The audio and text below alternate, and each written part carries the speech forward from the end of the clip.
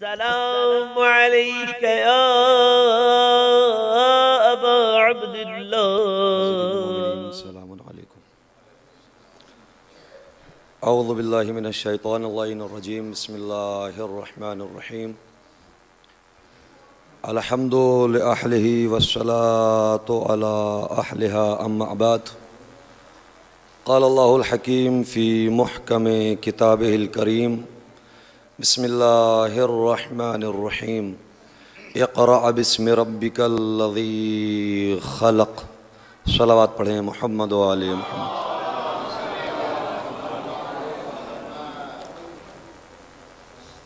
علماء کرام کی اجازت سے سب سے پہلے میں حاضرین محفل کو بالخصوص اپنے وقت کے امام زمانہ عجل اللہ تعالی فرجہ الشریف کو آج شب ولادت حضرت امام محمد باقر علیہ السلام پیش کرتا ہوں. بہت مختصر وقت میں خدا کا شکر ہے کہ اللہ جو خدمات اپنی جن افراد سے لینا چاہتا ہے وہ صاحب شرف اللہ کی جانب سے ہوتے ہیں، اور جو افراد خدمت قوم کا بیڑا اٹھائے ہوئے ہوتے ہیں وہ چاہے کوئی ان کو پسند کرے یا نہ کرے مگر پروردگار عالم انہیں ہر حال میں پسند کرتا ہے. اس لیے کہ جہالت ختم کرنے کا راستہ، واحد طریقہ قوم سے ہر برائی کو دور کرنے کا اگر کوئی ذریعہ اور کوئی راستہ ہے تو اس کا نام ہے تعلیمات محمد اور آل محمد علیہ السلام. اس لیے کہ جب انسان علم سے دور ہوتا ہے تو اس کے ساتھ غربت آتی ہے، اور جب غربت آتی ہے تو پھر ہزار پریشانیاں اور ہزار بیماریاں اپنے ساتھ میں لے کر آتی ہے. یہ جملہ ہے سر سید احمد خان بانی جامعہ علی گڑھ مسلم یونیورسٹی کا. بخشتا ہے.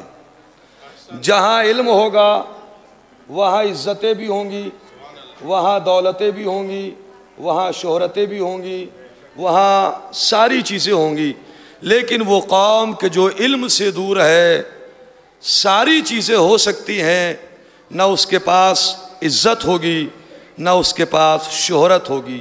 اس لیے کہ جو علم کا در ہے، جب انسان اس در سے متصل ہو جاتا ہے تو یہ الگ بات ہے کہ علم کے ذریعے جہالت جب دور ہوتی ہے تو تھوڑا وقت ضرور لگتا ہے. اور اس کی میں بالکل مثال ہے کہ سارا اہل مکہ اور اطراف مکہ مخالف تھے تیری وحدانیت کے، مخالف تھے تیرے رسول کی رسالت کے، مخالف تھے تیرے قرآن کو قبول کرنے کے. وہ 360 خداؤں کو اپنا خدا مانتے تھے. پیغمبر نے جب پیش کیا کہا اللہ کی عبادت کرو، فہم ہے، صاحب نظر ہے. اگر کوئی آپ کے مجمع میں ڈاکٹر ہے اور میں کہوں کہ آپ جناب ڈاکٹر نہیں ہیں، آپ کیا کریں گے؟ اپنے ڈاکومنٹس، اپنے سرٹیفکیٹ آپ دکھائیں گے؟ جناب کیسی باتیں کر رہے ہیں، یہ لیجئے، MBBS ہوں، BU میتھس کیا ہے، MD ہوں، یہ میری شہادت ہے. اگر کوئی سامنے والا وکیل ہے اور انسان اس کی وکالت کا انکار کرے تو اب اس کے اوپر ذمہ داری یہ ہے کہ وہ اپنے سرٹیفکیٹ کہ جو اس کی وکالت کو ثابت کریں وہ پیش کرے. اسی لیے شریعت کا حکم بھی ہے نماز میں ریاکاری غلط ہے، حرام ہے، نماز باطل ہے. مگر اگر کسی صاحب کے بارے میں یہ کہا جائے کہ یہ نمازی نہیں ہے، اب شریعت کہتی ہے کہ آپ دکھا کر نماز پڑھیں.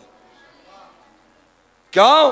اس لیے کہ جس چیز کی مخالفت کی جا رہی ہے آپ کو اسے ثابت کرنا ہے. تو پروردگار مکے میں ساری تیری توحید کے مخالف تھے، تیرے رسول کی رسالت کے مخالف تھے، قرآن کو کتاب اللہ نہیں مانا جا رہا تھا. وہاں سب سے پہلے چاہیے یہ تھا کہ سورہ قل ہو اللہ احد کو نازل کرتا. توجہ چاہیے. کیوں؟ اس لیے کہ سورہ قل ہو اللہ وہ ہے کہ جو پورا خداوند عالم کی وحدانیت کے اوپر دلیل ہے. بات آگے تو کروں. ایک انسان مولا کے پاس میں آیا اور آنے کے بعد میں کہا کہ کیا اہل بیت آیہ تطہیر کے آنے کے بعد پاک و پاکیزہ ہے یا آیہ تطہیر سے پہلے سے ہیں؟ اس لیے کہ اللہ نے جو آیہ تطہیر کو نازل کیا ہے وہ ظاہر ہے کہ ان کی زندگی کے پیریڈ میں نازل کیا ہے۔ کیا اس آیت کے بعد سے یہ پاک و پاکیزہ ہے؟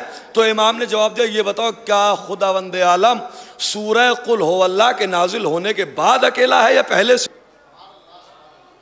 نہیں، اللہ پہلے سے اکیلا ہے۔ تو معبود تیری وحدانیت کا انکار ہو رہا تھا، تجھے چاہیے یہ تھا کہ ایسے میں سورہ قل ہو نہ وہ کسی کا بیٹا ہے نہ اس کا کوئی بیٹا ہے۔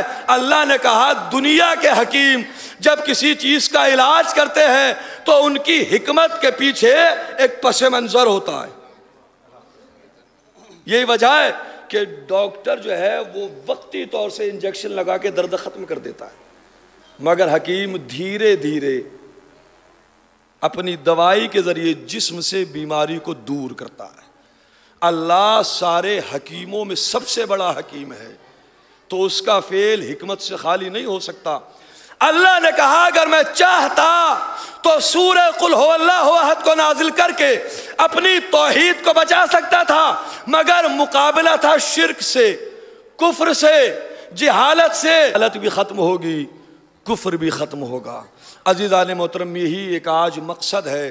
اللہ بانی تنظیم المکاتب اور جتنے بھی اس کے اندر خدمت کر رہے ہیں، معبود ان سب کی خدمت کو بأحسن وجہ شرف قبولیت عطا فرما، اور ہمیں زیادہ سے زیادہ خدمت دین اور محمد و آل محمد کی سیرت پر عمل کرنے کی توفیق عطا فرما۔ میری گزارش ہے کہ جہاں تلک ہو ان سے آراستہ کرے دینی مکاتب میں، اس لیے کہ زمانہ ایسا ہے کہ ہر انسان ہر چیز میں اپنے کو کامیاب نہیں کر سکتا، تو اس کے لیے سسٹم ہے۔ آپ دیکھیں تنظیم المکاتب نام ہی اتنا خوبصورت ہے کہ جو کام تنظیم کا ہوتا ہے وہ فرد کا نہیں ہوتا، جو مکاتب کا ہوتا ہے وہ مکتب کا نہیں ہوتا۔